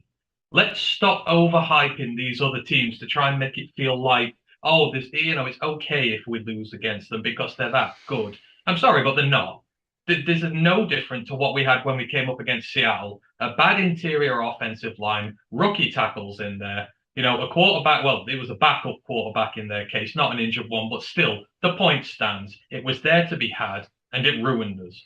But it's the same thing again. This is not a good offense. You heard the guy himself say earlier, wide receivers, no one's stepping up as a wide receiver 1. You've got no true threat there to take away all your coverage and to really cause you concern downfield. You've got a quarterback who's coming back from injury who ain't going to want to be slinging it around all over the place. You've got a running back who ain't blowing the charts off there. I mean, like I say, 4 yards carry. That's not much at all. That's very little. So I'm sorry, but we should be able to do something against this with the guys we have. We're getting guys back now. If you can't create pressure again, then the positional coordinator, for one, Todd Wash, his job, he needs to be close towards the chopping line, towards the firing line, because I'm sick and tired of seeing this defensive line do nothing against mid to not very good offensive lines and blocking schemes. You need to be putting uber pressure on these young tackles, this bad interior offensive line, and guys who ain't gonna hurt you if you're good. I'm sorry, but they are not a good offense. Ryan? Our D-line. The D-line is healthier, but Kaminsky, I think, with one hand, is probably going to be useless, especially in the run game. I think we're going to get bulldozed again by the run. Pascal, I'm glad to see him back, but I expect him to be on snap count and do very little. Hutchinson, I reckon Brian thinks 2 sacks. I reckon Hutch don't get a sniff. I think, like you say, if they're going to put him at this 2 position for the guy, or if they're going to put him at linebacker, maybe he can make an impact. But if they're just going to keep doing what they do with him, it's insanity. Like I say, it's trying to do the same thing again and expect different results. So unless they're actually telling the truth about moving him about, because we've been lied to all season. They're feeding us a shit sandwich of, we're going to mix up defensive fronts. Of the bollocks, no one's done anything different. They're just asking Hutch to try bull rush. And we played Seattle with 2 rookie tackles. He didn't get a sniff. Like I say, they've got a tight end in Jake Ferguson who is going to be pinned to Hutch, like pin the tail on a donkey. He is going to be smacking Hutch in the face probably every other player. So the D-line, healthier, but I think we're going to be exploited again. I think it's going to have a really rough day again. Harris, no go. Austin Bryant goes one about, like say, Julian Aquara, like, oh Christ, like the D line, it just worries me. If we get anything out of Kaminsky playing with a club, I'll be delighted, because he is such at a disadvantage basically playing against one-handed, even against a rookie beat up O line. It's going to be a tough old day. Like I say, I buy a Bugs. I think his worst before the bye had his worst game of the season, definitely. Like I say, the missed tackles, Benito Jones. Yeah, I don't know. Half decent. I don't know. Like the D line, I worry. Like Todd Watt. I'd expect Bugs and McNeil to wrap Zeke up. I really would if you're going in the middle there. But if you're serious about this thing with Aiden, then what I suggest you do the NASCAR. But you know what you do? Put Aiden against Smith at left tackle, their rookie, who has been leaking pressures all season, and overload the other side of your line. Call their bluff. Are they going to carry on doubling Aiden when we're overloaded on the other side? Put Julian out there, put Austin out there with somebody, overload one side of the line, give Hutch one-on-ones against the rookie left tackle, and then I expect my second overall pick to go out there and absolutely ruin him. And if they're going to keep someone on that side, then I expect the other side to have an overloaded advantage against it. Be aggressive with it and put Hutch in a position to get him one-on-one, call their bluff, and overload the other side from him. I mean, we need to do something. I mean, you were talking about the yards per carry of Elliott, but Pollard's been going at 5.5 yards a carry, and that's not bad. So, he's almost got the same yardage on about 2/3 of the carries that Zeke has. Zeke softens them up, and Pollard goes over them. So, it's not too far away from the 1-2 punch that we try and run with ourselves with Jamal and Swift. So I think saying that it's only 4 yards per click for Zeke misses what Pollard does so well in that running game. It is. No, it's not. This is not insulting Pollard, but Pollard works better when Zeke comes in, takes all the hits, gets the dirty yards, etc., and then you schematically use Pollard to your advantage there. At the end of the day, Zeke's running back one. He has the most carries. He has the most yards on that team. He is the biggest threat there, and you have to, so he's your run back one. You shut him down. He 4 yards per carry is okay, but it's not great. It's the same thing that the Seahawks were doing when we played them. They were, I think, at exactly 4 yards per carry and have been doing nothing in the run game that season, and we still couldn't stop it, and it's not great. So as much as it is, it's like we're going, oh God, can we hang with Dallas's offense? It's like, well, yeah, their lead running back is running it at the same clip the Seahawks were when we played them, and that was rubbish. It's not like he's clipping off 6-7 yards per carry. So it's not like, oh God, yeah, they're really good. He's just going to flat out run over us. We've got to stop making excuses for other teams because it feels like that's what we're almost trying to do is glorify them a little bit more than what it is so that when we lose, it doesn't matter as much. And I'm tired of losing. I'm tired of using excuses. You look at this offense, and yeah, I'm not taking away anything Dallas has done this year at all. But if we're serious about winning games, if you're serious about beating teams, you have to beat offenses like this. There are vulnerabilities there. You have to take advantage of them. We can't just go, oh well, it's that they're great, they're amazing. We're going to come up against a lot fiercer attacks this year. And what we're going to say then? Oh, these are mega elite, not just elite. It's excuse making. That's what it is.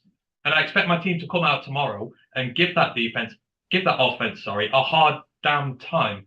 They're going to want to protect their quarterback. They're going to want to run the football. Well, they ain't elite at running the ball at the minute, so shut that down, put it on him, and then do everything you can to go after and get Dak down early and make him know that you rush back early, this is what you get for it. And you've got to try and find the positions to do that, and we can. There is no reason we can't put it. I mean, what's it saying? Do you believe in your coaching staff when they say, oh, we don't know how to utilize our second overall pick? That, for me, is concerning. When my second overall pick and they don't know what to do with him, it's like, well, why the hell did you draft him? If you don't know what you're going to do with him, why did you draft him? And, excuses need to stop. You can call Dallas's bluff and get Aiden one-on-one this weekend, and you can create favorable situations for yourself. Will they do it? Who knows? Let's move on to the other side of the ball and talk about the offense. The Lions blanked against New England, but got plenty of yards and just turned down situations where they could put points on the board in favour of going for touchdowns that never materialised. So I put Ben Johnson bounce back ? But I really don't believe that this was really a Ben Johnson issue. But do you think our offense is going to be able to put points on the board against this defense? We heard that they have a self-confessed weakness at linebacker, which I honestly don't entirely buy, because I do think, okay, Van Der Esch is an injury concern always, but he's fit right now and he's playing fine in that centre of defence. If he started for us, he would be up there with Malcolm as a good to passable linebacker starting for our team. He's not a weakness in that team when he's playing. That's the point, right? And then you've got Micah Parsons, who is apparently playing a bit more in coverage now and doing well in that regard. They've got Trayvon Diggs at cornerback alongside Hooker, who's playing fantastically at safety. Can we do something against this defense? Absolutely, you can. I mean, again, where they're strongest is the defensive line. That is where they are undoubtedly strong. They are damn good there, as we've said. But that's the one true core strength we can put to on our team is our offensive line to negate that. Again, I don't mean to go over the point again, but 3 first-round picks invested, a third-round pick invested. They're all seasoned guys now who should be able to come up against this level of opposition and compete against them. The Cowboys give up, 120 yards a game against the rush. It's 17th, 18th best in the NFL. So they're in the bottom half when it comes to rushing yards given up. So teams can run on them. The way that we've run the ball this season, you're damn right I expect our offensive line to create opportunities for our run game to flourish. And then if you can get into that linebacking core, which I said has been a little bit of an issue, create yardage, that is your opportunity into this game. Fight them where they're strongest, beat them there, and you nullify a lot of what that defense brings to you. You can break that defensive line, you can break that defense, and you can score points on them. And as I say, we have the weapons to do it. So we shouldn't be in a situation where we're thinking, can we score points against them? It's a point of, yes, we can score points against them. We need our players to show up and play like the guys we invested in. And if you can get yourself into favorable situations, let Jared Goff sling it out a bit. We've got our playmakers back. We've got DeAndre back. We've got Amon-Ra back. So, the big playmakers are in. TJ stood up game before last, should I say. We saw what he can be again. So there's no excuse. You can't just go, the D-line's too good. It doesn't matter if we score 5 points. Not acceptable. We can do this. See, I agree. Like I said, the offensive line I don't trust the weapons. I don't trust Swift. I think coming out of this injury, I think we'll see Swift that goes back into his shell. I'll see Swift that doesn't trust the plant on the ankle. Swift that will shy away from contact. Hawkinson 1 week has his best game, and then a week later, he's invisible. His days on the team are numbered.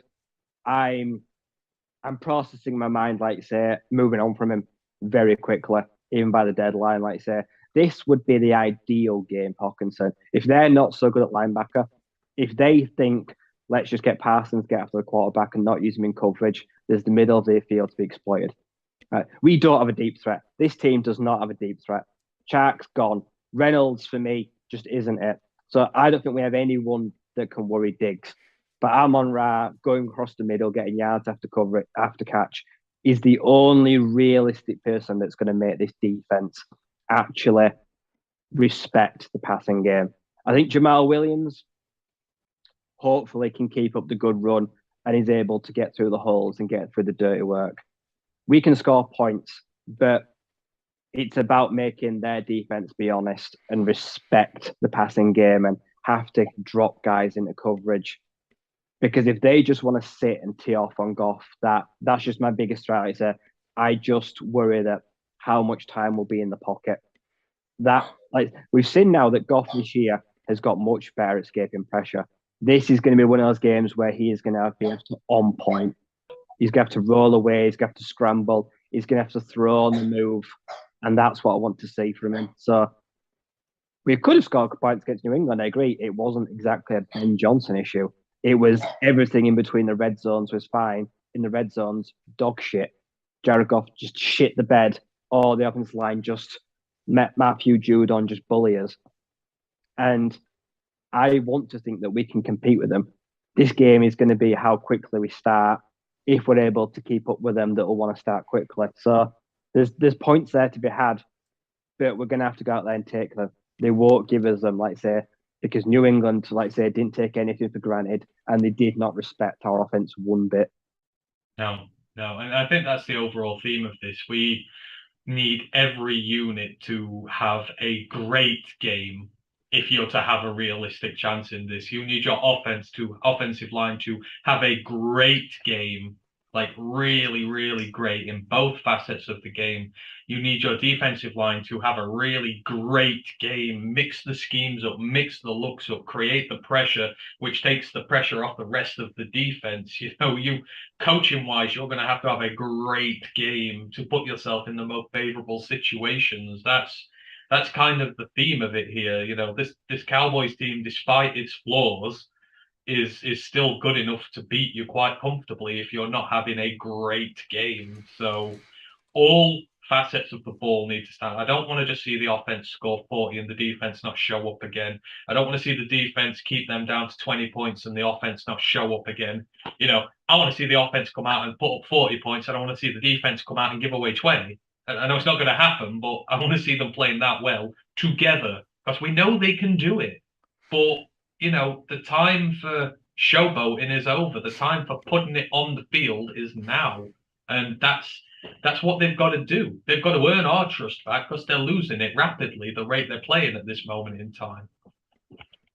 Right, let's get into score predictions, boys. We've talked at length about our expectations for this team, how they need to coach, the adjustments they need to make, the fact that this is an eminently winnable game, but perhaps the way that they've done things over the first 6 weeks would indicate that if nothing changes, it's nothing but a certain loss. So hopefully they can make those changes. What do you think the score will be when it's all said and done? 27-10 Dallas. I don't think the coaches will. I think they haven't learned anything. I expect us to be too aggressive at times, too passive at others. Are we really going to see these are we going to stand Hutch up? Are we going to put him at the 2-point? Is it going to be at back? Are we going to see these mixed up 3-man defensive fronts? They've made promises. Now deliver. Like you've told us stuff for 2 weeks that, we promise we'll change things. We'll mix things up. We'll make advantages. Like the time has come to live up to that. I say, if I don't see anything different tomorrow, like say next week, you'll get hypercritical. Like you say, I will go in, like you say, and I will be calling for a head to roll. If we don't learn anything, I want someone fired next week. I don't care who it is. We have now been told that we've looked ourselves in the mirror. Dan said, like, we'll look in the mirror, we'll look hard at ourselves, and we'll make some adjustments. Now prove it. This is a game for the coaches as well as it is the players.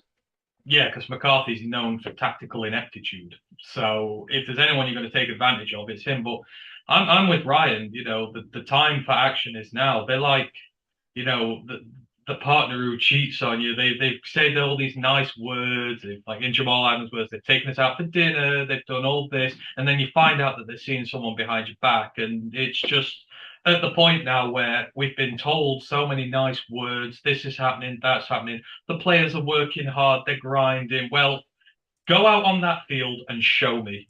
Go out and show that you care. Go out and show that you can do this. Go out and show me that you've got grit.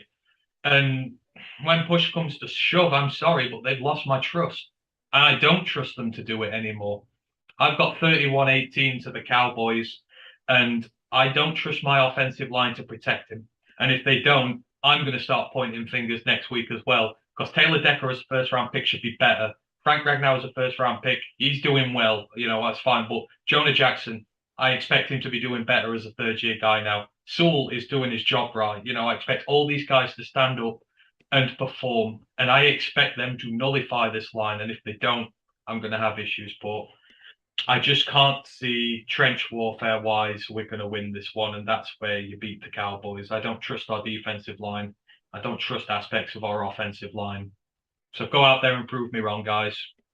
Please. I actually think that we cover the spread. I know that's probably not the most popular view ever, but I do think that our offense has shown enough to get it done, and I'm with Ant in that they don't scare me, and I actually think that where they are weak, we are strong in terms of we are quite good at getting the ball out quite quickly. A lot of our passing game through Swift or Amon-Ra or Hawk can be done quite easily against that linebacker group, which our friend has said is not the best. I think that our offense can chunter down the field.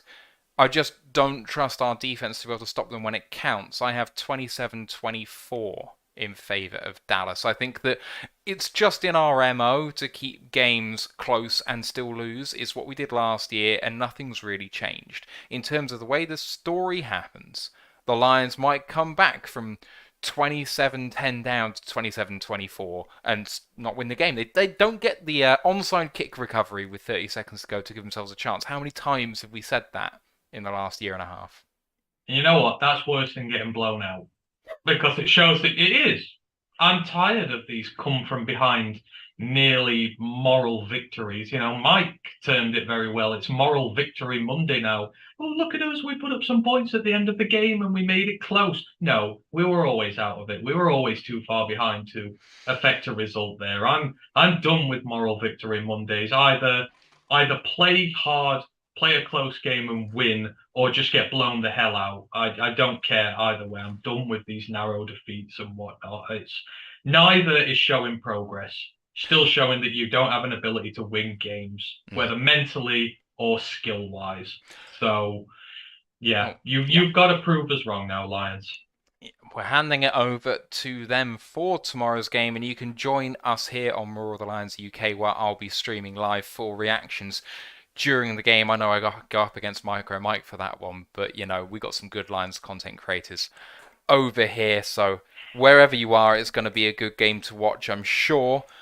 Just remains to go through all the bits and bobs at the end here. Don't forget to smash that like button on the YouTube if you can. That helps us out a lot. Our next episode is on Monday. It's the Cowboys review show. Otherwise, the College Pod. If you didn't hear it, where were you? That was only a few hours ago. And Ryan, what did you talk about? Talked about a lot going on in week 7 of the college season. Alabama lost, lots of unbeaten teams lost.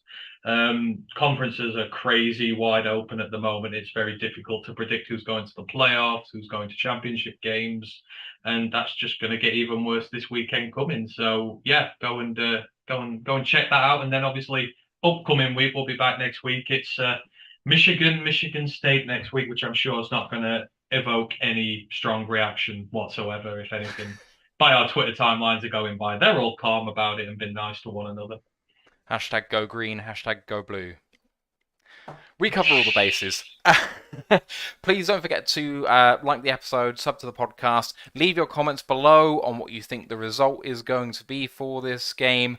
Despite the fact that we are all not believers in the coaching staff making a change, I hope beyond hope that we can get a W in this game. Don't forget to hit us up on our socials, Roar the Lions UK, on YouTube, Twitch, Facebook, Instagram, and Twitter. And the group for worldwide fans on Facebook is Detroit Lions Fans UK One Pride Worldwide. The guy who runs that, our very own Ryan Farden, is in Dallas for the game tomorrow, so I hope that he can deliver us a victory Monday.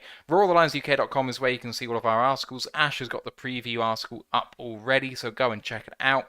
Otherwise, just remains for me to thank Ryan and Ant for doing a massive stint this morning. Thank you, boys, for sticking with us on here. And to everyone watching along live or listening on the pod, thank you much for chatting with us and listening to us. We'll see you on Monday. For now, come on, boys, you can do it. Let's go, Lions. One Pride. One Pride. Recording stopped. We're still live, by the way. I didn't know if you wanted to chat. Yeah, it's fine. I'm kind of used to it by now, so. I'm going to jump off because I need to go walk Hank. Yeah. He's been looking at me since 10 a.m. Oh, poor Hank. Right. Get him See done. you later. Cheers, Ryan. I'll see you on Monday. Bye, guys. Will Yeah, do. bye. Bye. Just got a new sub from C Bell on YouTube. Thanks. Appreciate you. Oh, we're nearly at 600 now. We're like Nearly off. there. We can Yeah, do it. Thanks to nearly Grandizer as well for doing all of the chat on Yeah. there and what have you about the weather and predictions and whatever. A chat about Babylon 5. I've never watched it, unfortunately. Oh, let's not do this again. Right, You so you let yourself down that day. I let myself down all the time about TV and film because I just don't make time for it. It's not a priority to me. That's the problem. Should do. Right, so college football today. What's your early slate game? Syracuse at Clemson. Syracuse, Clemson. 14 ranked Clemson at 5 ranked. No, it's 14 ranked Syracuse at 5 ranked Clemson. 14! I know they've had a good year, but 14th? They're unbeaten. Syracuse are unbeaten. Yeah, they've not lost a game this year. Bloody hell. I didn't There's know that. only 9 teams left, and they've won it. I'm taking a lot of crap on Twitter about opposing the Breesy thing, but I stand by it. Draft injured players, get stupid prizes.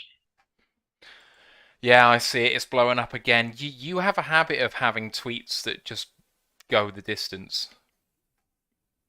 Yeah, I do. And look, I'm going to stand by it. It's fine. If you want to do it, that's fine. He's a great player, but he's also injury prone, and I'm done with it now. Michael backed me up on this one. Not having torn ACL and missing it. He had 4 games last year. He's played 4 this year. I think they've played 6 or 7 so far. Rotated in last week. He was struggling to rotate in and out last week. I'm just done drafting DTs who are injured and struggle to play in games. So that is what it is. So, but no, Syracuse and Clemson. Then watch UCLA and Oregon. That'll be amazing. UCLA, Oregon, I assume, is in the 8:30. 8:30. That's not too bad at all. I was fearing that'd be at 1 o'clock. No, it's straight after.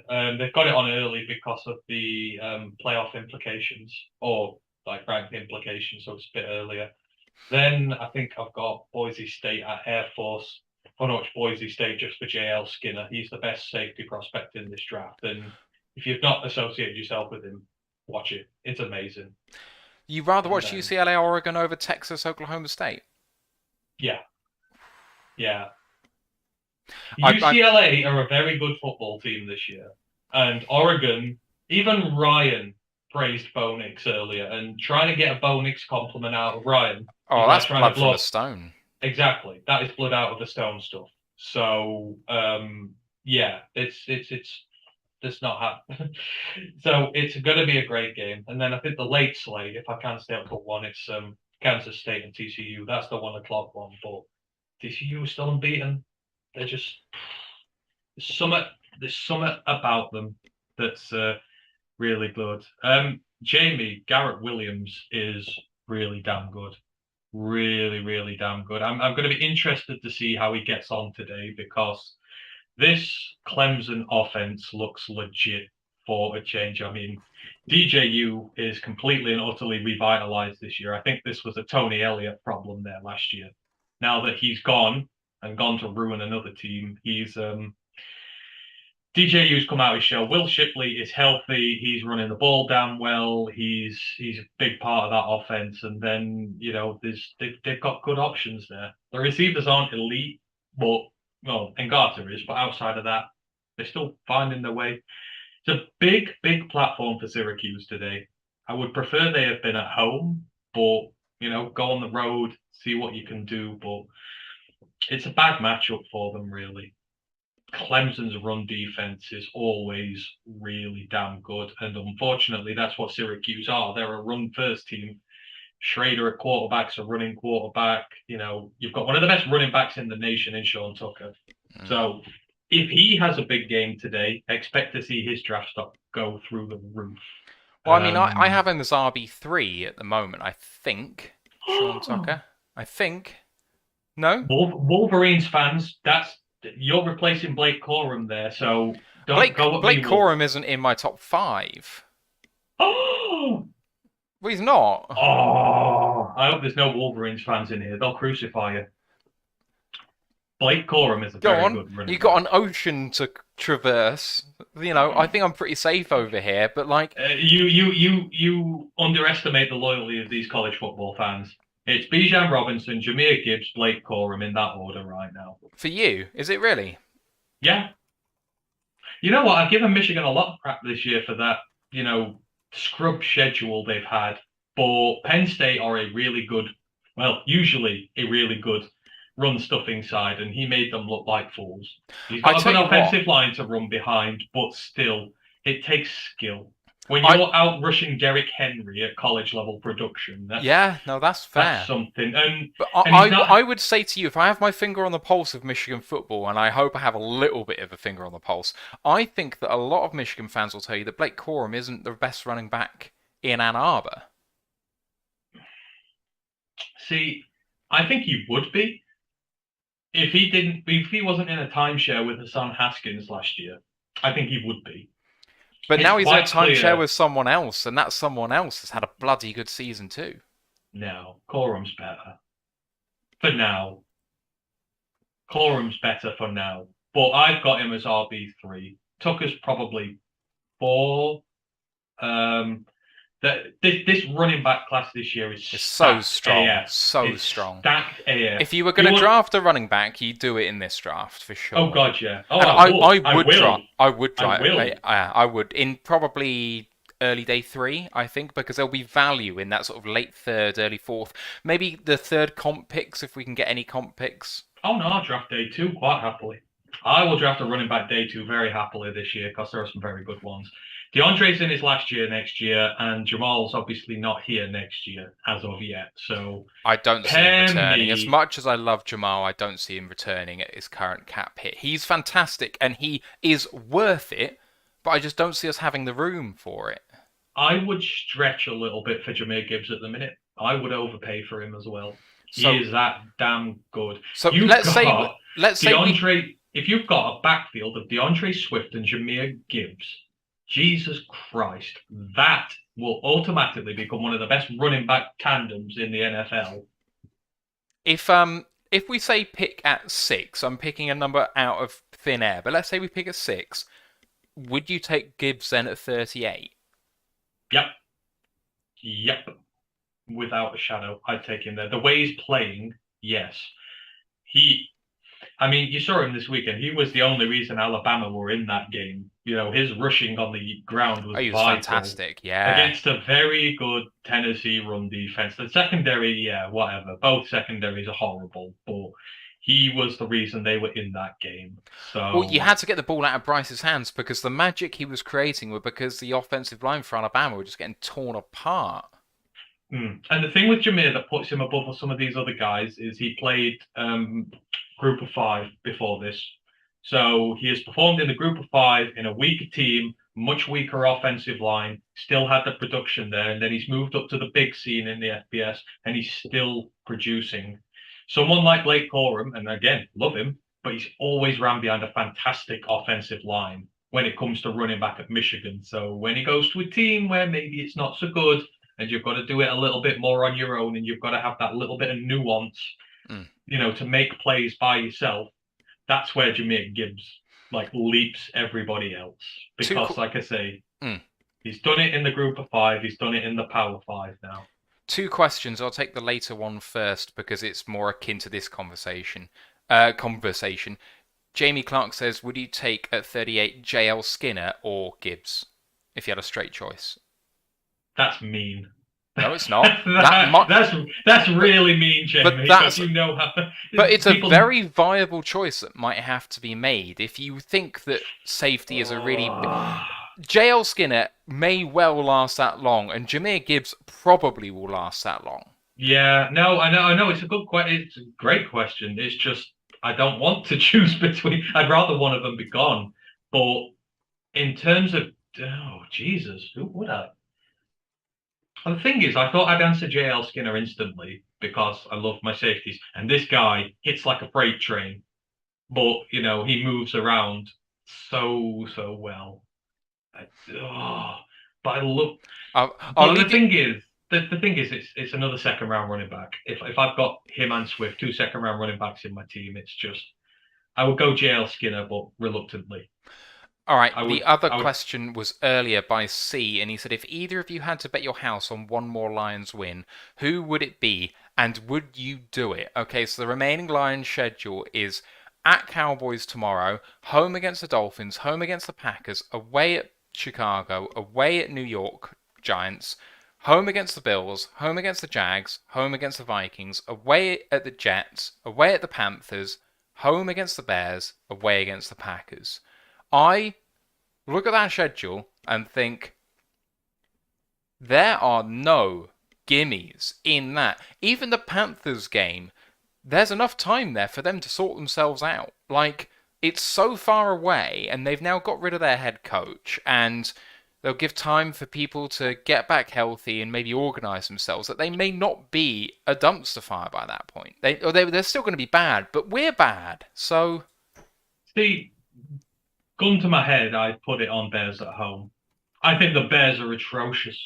And I think we're a lot better team than the Bears, despite the fact they've won more games than we have. I would bet a house that we will beat the Bears at home.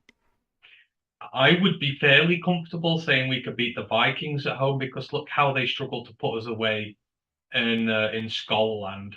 I think we could beat them at home again, but the Bears would be the one I'd do it. At home, I have a weird and uncomfortable suspicion that the Bears might just tank us in Chicago.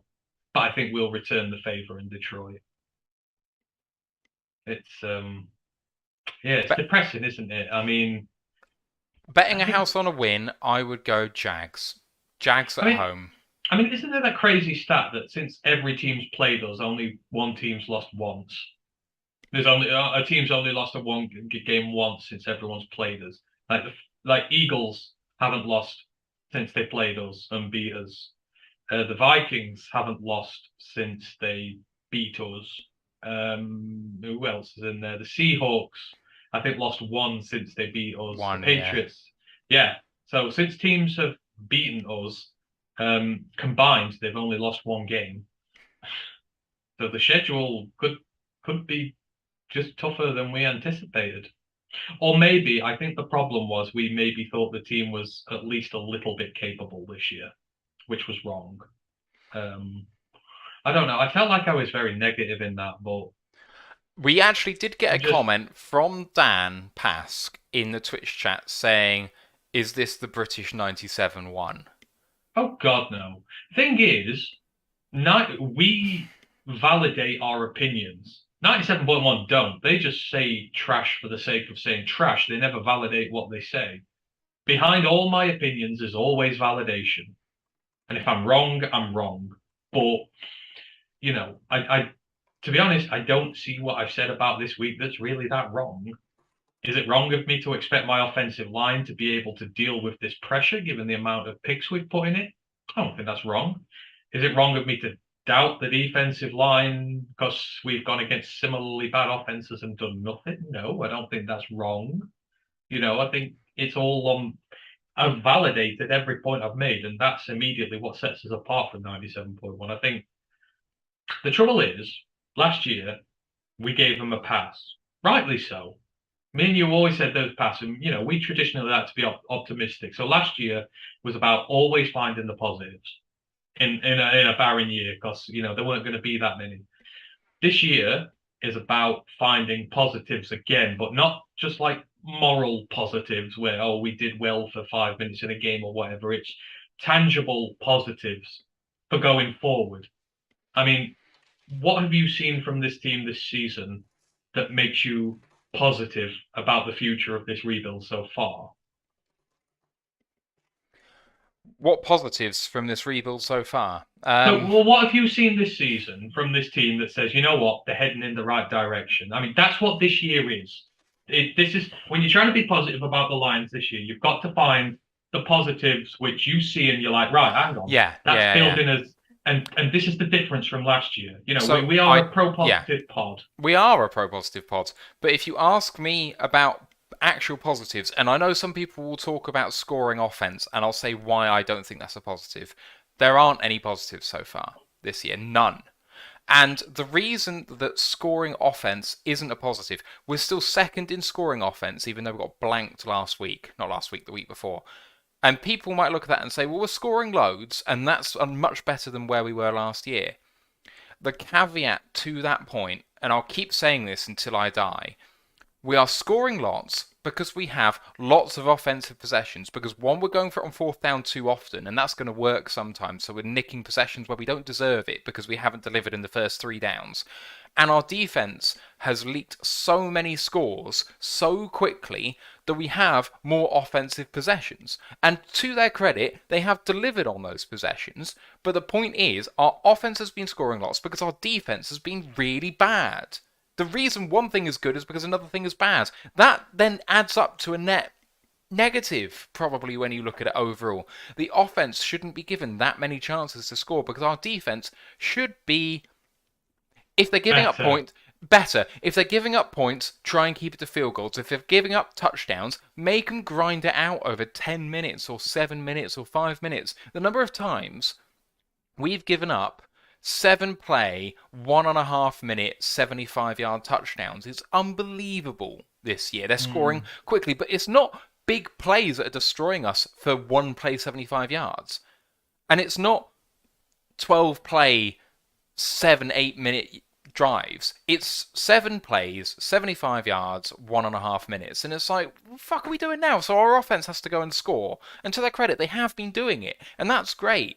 But that means that Goff is getting into a rhythm that he's not going to have the opportunity to get into if our defense actually plays better. Now Goff has got to actually make it happen when he's cold. We saw what happened in New England. Like, he was able to move the ball a bit, but he's in conditions where if we're playing well, he's not going to be presented with. So it can't be drawn out as a positive because you're not going to replicate those conditions. And that's exactly my point there. You just like listening to the baseline that you're criticizing the scoring offense, and people might go, oh, that's something 97.1 would do. But you have just very eloquently and detailedly explained why you hold that view. You were looking at things a lot deeper than just the base stat that says we have the second best scoring offense. You are looking deeper than that because, we need to be better at it. And that's where the thing, we're not 97.1.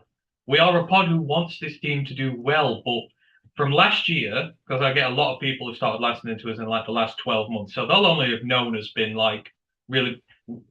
our opinions are based on our expectations. Last year, there were no expectations, so our opinions were better, trying to find those little crumbs to move us into this season. And there were a lot.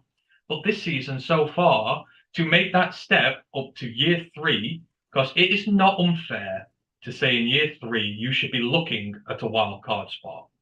Looking, maybe not getting, but being right on the cusp to show that you are heading in the right direction. And we need to take positives out of this season which indicate that we are going to at least make a shot at a wild card next year. That expectation is incredibly low. Yeah, A wild card for year 3. So what positives can we take out of this season so far that are going to insinuate we could do that next year? And as Matt said, nothing so far. Yeah. The defense has been awful. Individual player development outside of Malcolm Rodriguez and I think Aleem for a little bit has been negligible. But the thing about Malcolm is that he basically did it himself. It's not really a coaching thing. He did that himself. Yeah, Malcolm he's an exception to the rule. Everyone kept knocking him as a 6th round pick, and we always said, he's much better than that. You can just tell he has that X factor about him, which makes him a lot better than the draft indicated. So we are not been negative.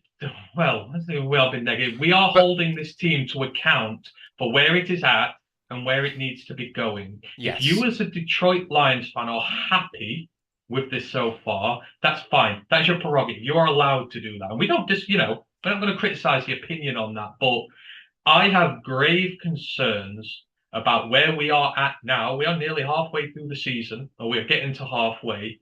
The season can potentially be over very soon. And we are going into year 3 next year with doubts about our defensive line, doubts about our offensive line.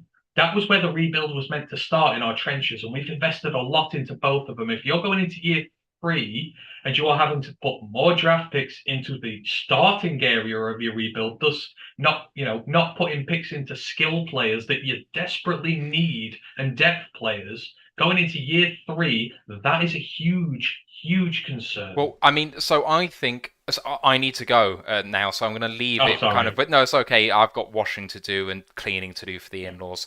I'm going to leave it with this point, and it's a horrible point.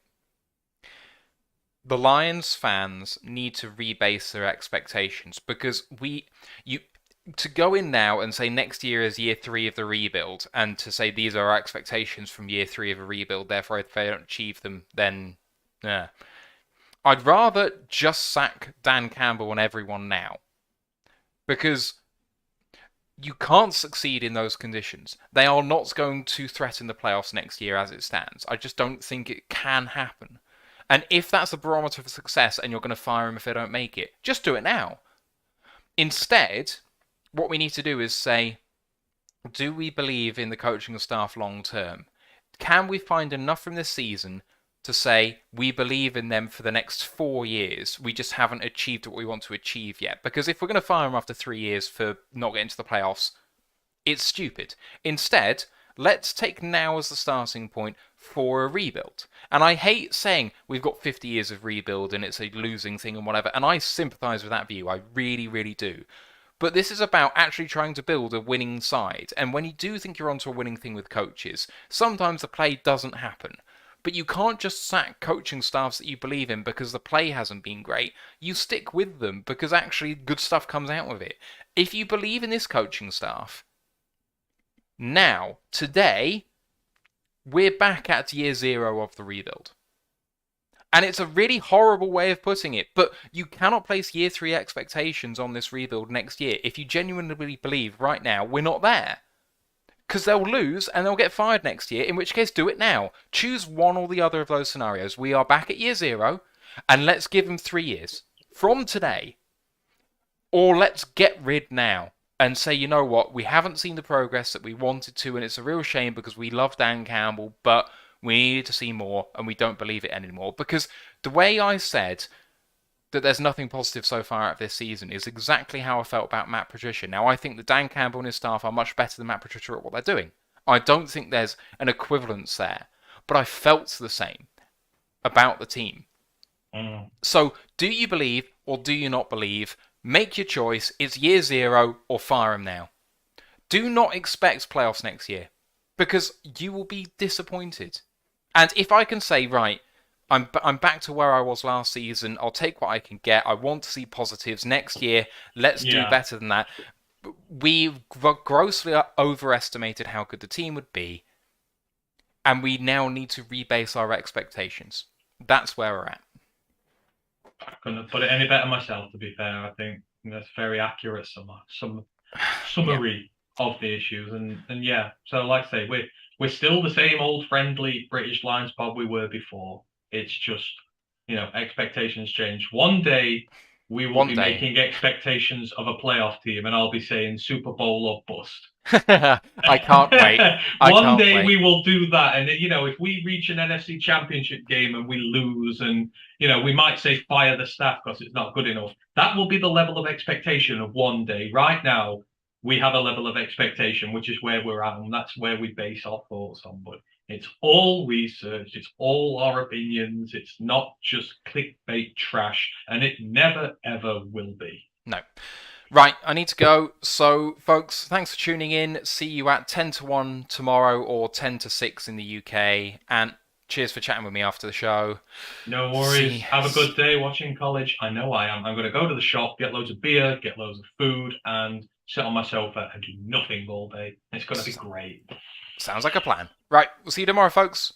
One pride. One pride.